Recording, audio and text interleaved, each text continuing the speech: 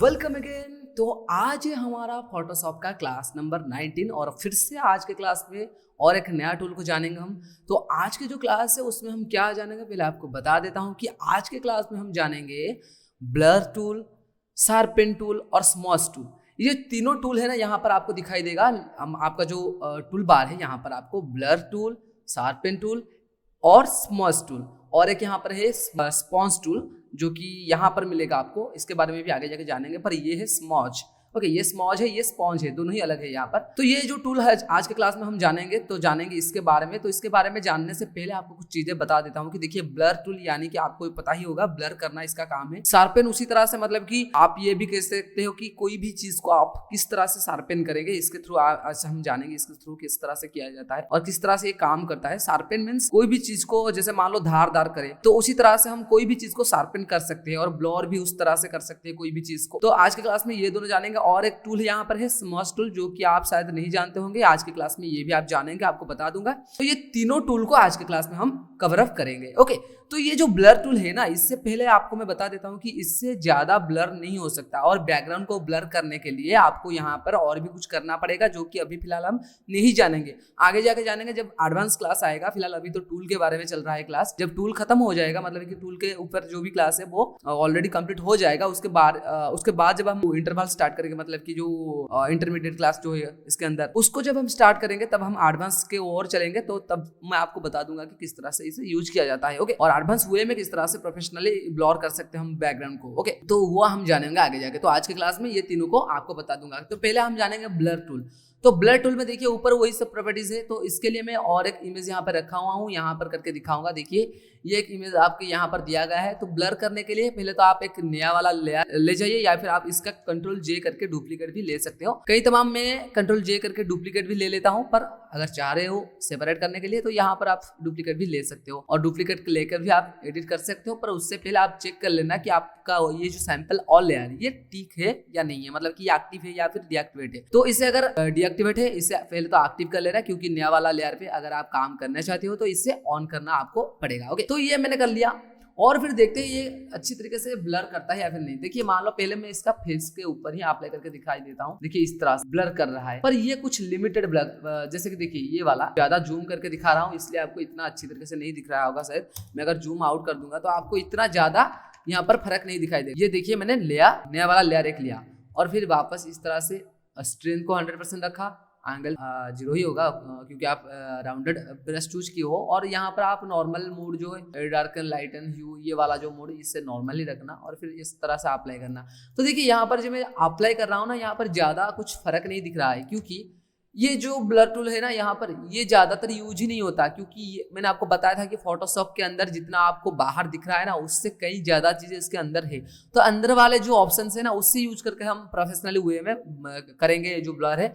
पर कई तमाम ये भी छोटे मोटे काम में यूज हो जाता है। पर फिलहाल ब्लर के लिए ये वाला जो ऑप्शन है ये शायद आपको काम में नहीं आएगा, पर फिर भी बता देता हूँ, क्योंकि ये कुछ टाइम ऐसे भी आएगा जब इसका काम पड़ जाएगा। ओके, तो देखिए ये जो ऑप्शन है यहाँ पर मैं चूज किया और इस तरह से अप्लाई किया, तो इतना ज्यादा फर्क तो नहीं पड़ रहा है। पर अगर आपको ये मैं जूम करके दिखाऊंगा, देखिए इस तरह से जूम करके अगर आपको दिखाऊंगा तो ये देखिए इस तरह से ये अप्लाई होता है। फर्क बहुत ही कम, मतलब कि आपको ऐसा लग रहा है कि जैसे कोई यहाँ पर नहीं हो रहा है फर्क, पर देख सकते हैं इस तरह से आप यहाँ पर हो रहा है।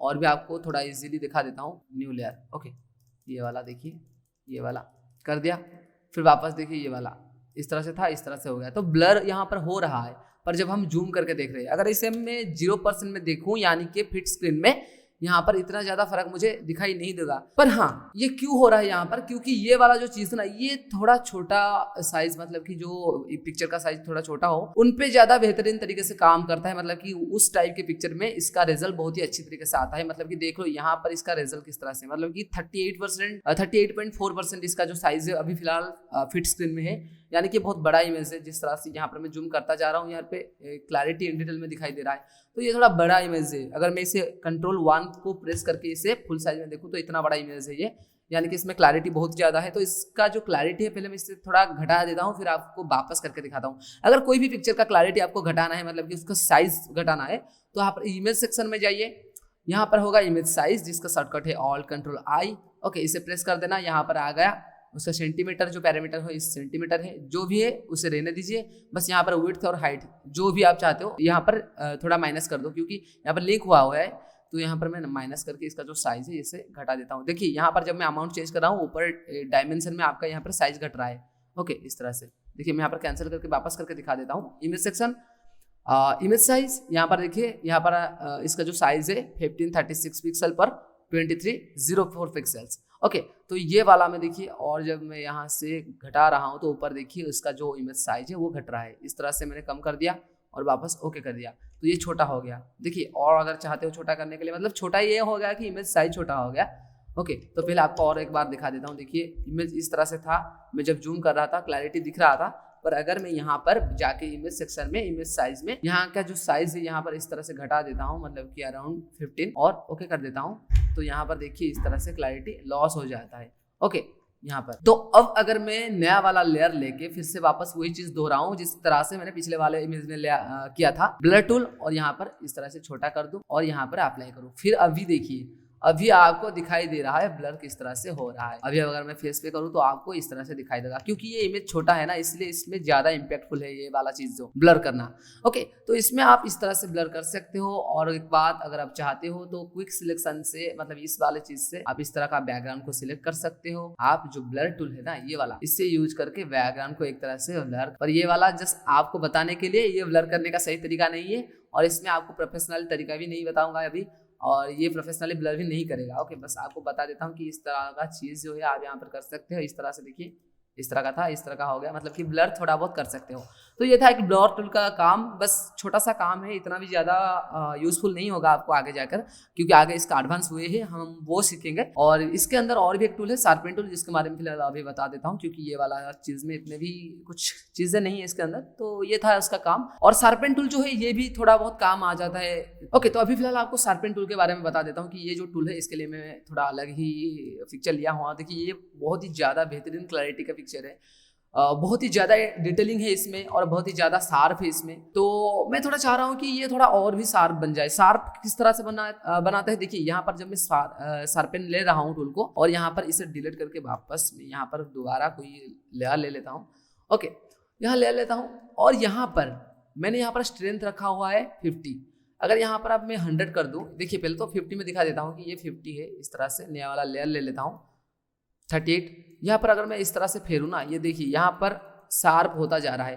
पर याद रखना, अगर बार बार लगातार आप यहाँ पर कहीं ज़्यादा बार यहाँ पर अगर आप अप्लाई कर देते हो शार्प को, तो यहाँ पर वो रोस्टेड कर देता है एरिया को, मतलब तो यहाँ पर पिक्सेलेट कर देता है, एकदम खराब कर देता है पिक्चर को। तो शार्पन टूल जो है ना, इसे बार बार किसी भी जगह पे यूज मत करना जब तक आपका चाहिए शार्प, मतलब कि अगर आपको लगे कि नहीं ये इतना शार्प चाहिए मुझे, तो शार्प कर देना। तो शार्प कौन से जगह पे किया जाता है, देखिए बेसिकली जैसे कि मान लो ये आईलैशेस है, यहाँ पर मैं करना चाहता हूँ, तो यहाँ पर मैं थोड़ा बहुत, यहाँ पर अगर आप ज़्यादा करोगे तो एक ही बार में ज़्यादा बेहतरीन तरीके से आपको रिजल्ट दिख जाएगा, पर अगर बार बार करोगे तो यहाँ पर आपको खराबी होते हुए दिखाई देगा। तो इसमें आप इसे घटा देना थोड़ा, मैं अराउंड 50 के कर देता हूँ, और यहाँ पर ब्रश को छोटा करते हुए और उसका जो हार्डनेस कम करते हुए मैं यहाँ पर इस तरह से अप्लाई कर देता हूँ। पर इससे पहले एक नया वाला लेयर ले लेता हूँ।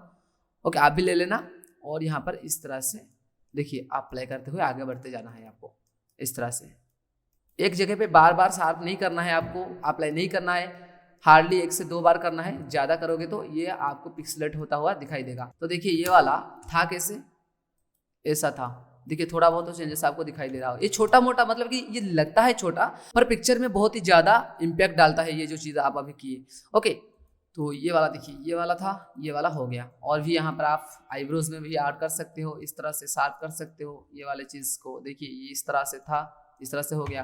तो सेम चीज़ यहाँ पर भी करना है हमें, इस तरह से थोड़ा बहुत, बार बार आपको यूज़ नहीं करना है, बस 1 से 2 बार आपको अप्लाई करना है यहाँ पर, वरना ये ज़्यादा पिक्सेलेट हो जाएगा और आपका जो पिक्चर है उसे खराब कर देगा। तो यहाँ पर इन डिटेल में आप थोड़ा बहुत ब्रश को छोटा बड़ा भी कर सकते हो और इस तरह से अप्लाई कर सकते हो। तो इससे क्या होगा, देखिए इस तरह का आपको रिजल्ट मिल जाएगा। जिस तरह से यहाँ पर आप थोड़ा इन डिटेल में देखिए, ऐसा था, ऐसा हो गया। थोड़ा बहुत तो चेंजेस आपको दिखाई दे रहा होगा। ये वाला इसको आप अच्छी तरीके से देखिए, इस तरह से था, इस तरह से हो गया।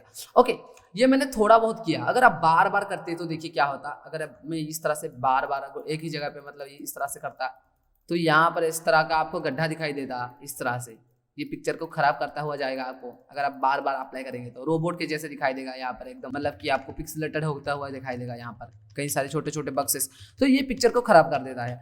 तो इसलिए आपको जहाँ पर चाहिए, मतलब जहाँ पर थोड़ा बहुत चाहिए वहाँ पर करना है आपको।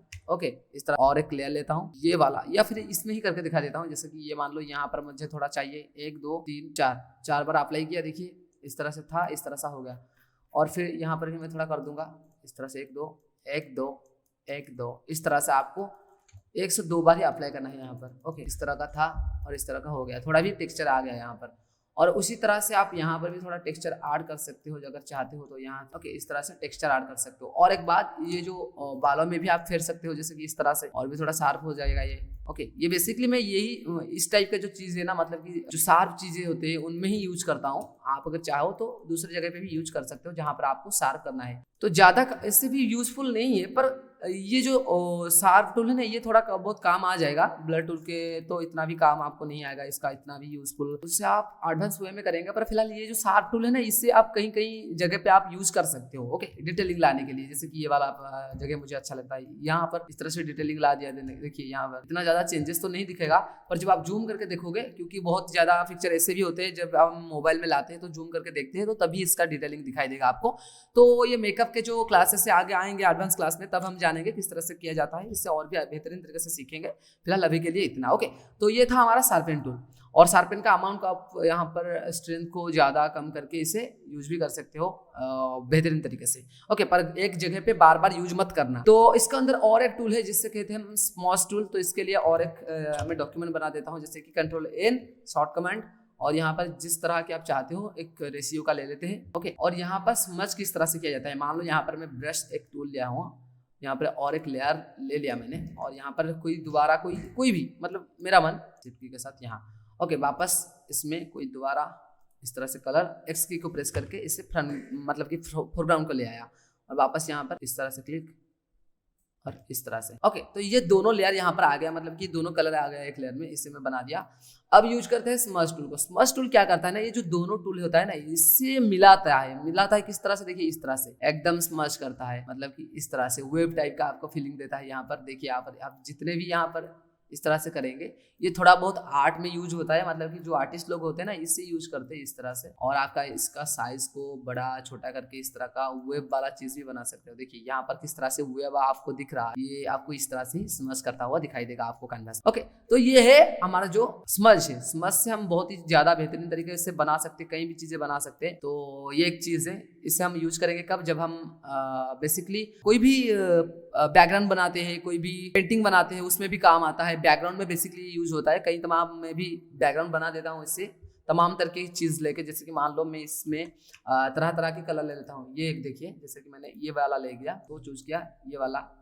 ओके, वापस ये वाला, वापस ये वाला, ये वाला, और फिर वापस दोबारा कोई कलर ले लेता हूँ, जैसे कि मान लो इसे ले लेता हूँ। इस तरह से आपको तमाम तर चीज़ें इस तरह से करना है, आपको तमाम तर कलर यहाँ पर चूज करके इस तरह से एक सिलेक्शन बना लेना है, मतलब कि अपने कैनवास में इस तरह का कोई भी बेहुदा सा चीज़ कर देना है बस।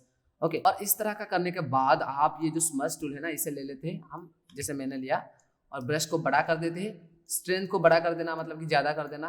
अगर बहुत ज़्यादा कर दोगे तो बहुत ख़राब हो जाएगा, तो इसे थोड़ा कम ही रखना। कई मरतबा ये यूज बहुत ही ज़्यादा बेहतरीन तरीके से होता है, पर आपको पेशेंस रखना पड़ेगा। इस तरह ये थोड़ा अपने सिस्टम को लैग कर देगा, थोड़ा स्लो कर देगा, क्योंकि ये टूल ही ऐसा है, ज़्यादा डाटा कंज्यूम करता है, तो इसके लिए आपको वेट भी करना पड़ेगा ज़्यादा। इस तरह से देखिए, जिस तरह से स्लो हो रहा है, मैं कब से ख़त्म कर चुका हूँ इसका जो प्रोसेस है, पर फिलहाल अभी भी आपको दिखाई दे रहा है। जो पेंटर लोग हैं ना, इससे अच्छी तरीके से यूज करेंगे। जो आर्टिस्ट लोग हैं, जो आर्ट करते हैं, बनाते हैं इसमें, तो वो इसे थोड़ा अच्छी तरीके से बना सकते हैं। बेसिकली इसका काम ये है कि दो कलर को, दो लेयर को ये मिलाता है। ये इमेज को भी इस तरह से मिला देगा अगर आप कोई भी। ओके, तो इस तरह से देखिए, इस तरह का एक रिजल्ट आपको दिखाई देगा। मतलब ये जब मैंने किया तो मेरा सिस्टम थोड़ा स्लो हो गया, क्योंकि ये अपने सिस्टम को थोड़ा स्लो कर देता है, थोड़ा ज़्यादा कंज्यूम करता है डाटा।